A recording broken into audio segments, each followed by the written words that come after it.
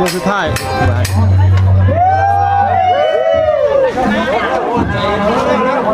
ไม่ได้ถ่ายแล้วเรา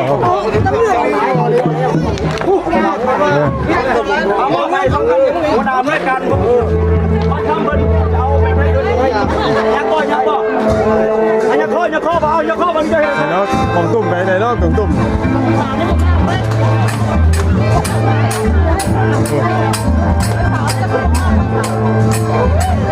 นี่อ่ะ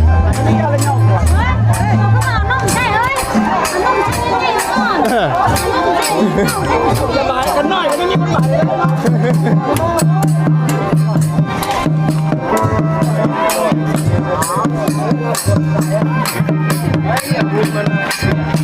บาย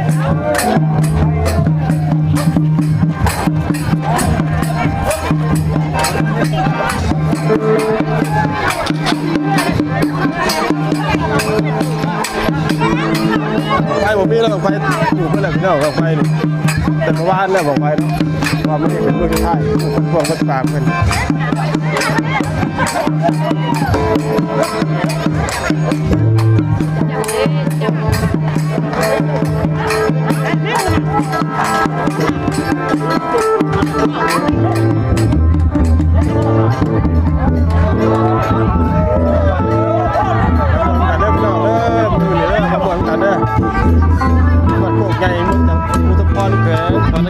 เนาะ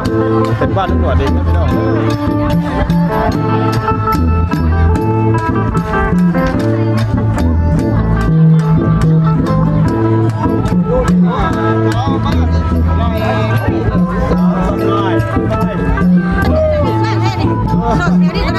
สบายดีเด้อเด้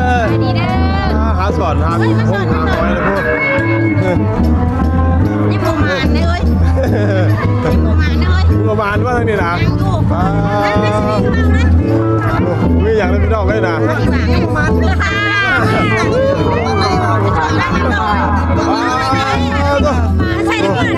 มันน้อยได้นี่นะมันน้อยกับมูนี่นะมันใหญ่ใหญ่ไม่ได้เรื่องหมูนักตาพี่น้องเลย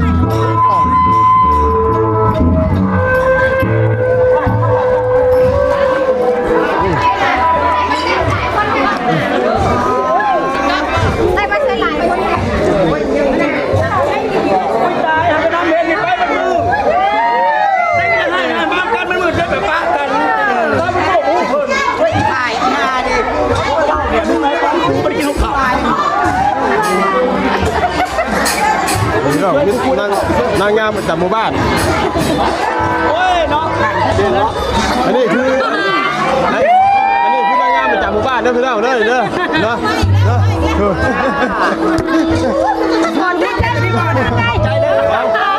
ไม่มีครับดูผมเลยต้องเป็นแล้วนะโน้เก็บเป็นเนาะพี่น้องต้องเป็นอะไร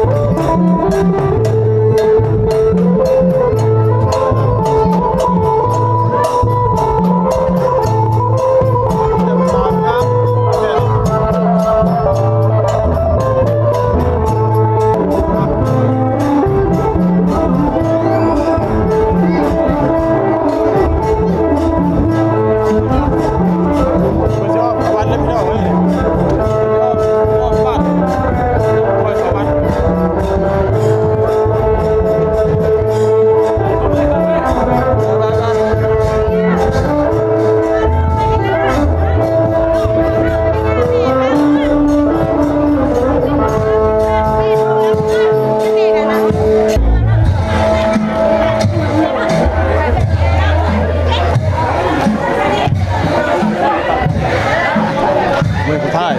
เนาะให้ห้อมบ้านเนาะที่ห้อมบ้านห้อมเนี่ยไปขับไปวัดอีกที่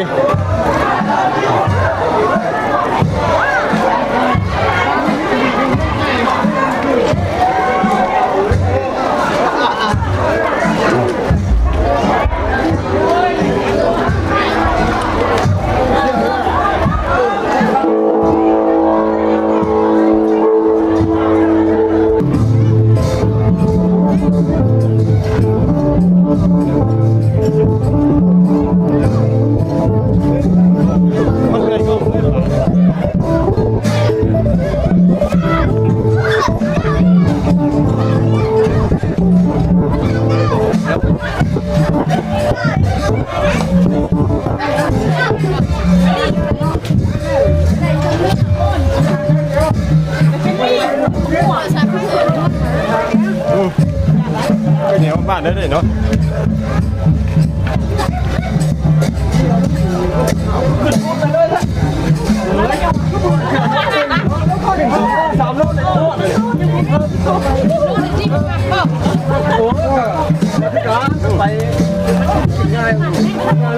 เขาชื่อว่าบ้านน้อยหมาได้นี่โอ้ยเดี๋ยวต่อเรื่อง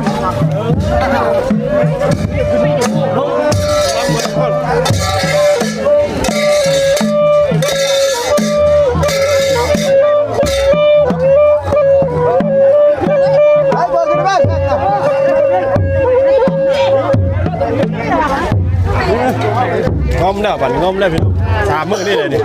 3 มื้อนี่แหละมื้อกองนี่มื้อกองนี่3 มื้อนี่งอมแล้ว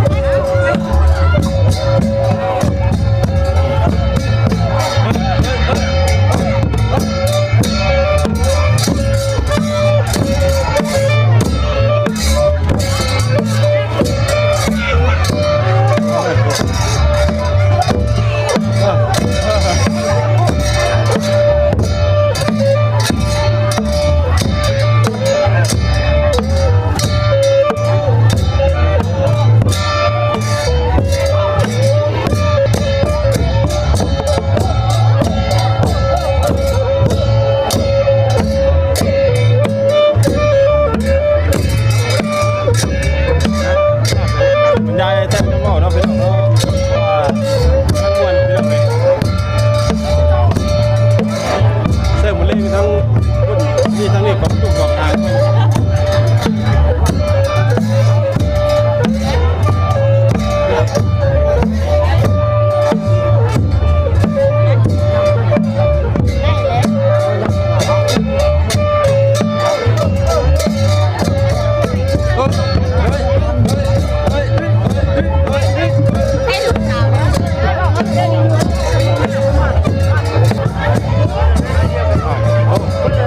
เชื่อนะเพราะว่าเว้ยแต่มื้อนี้พี่ไฟพี่น้องพาเป็นนักวาดนี่เนาะว่ามื้อนี้เป็นมื้อปักปากมื้อสุดท้ายพี่น้องคือสิเฮ็ดให้พ่อบ้านพ่อเมืองน่ะก็ค่อยเข้าวัด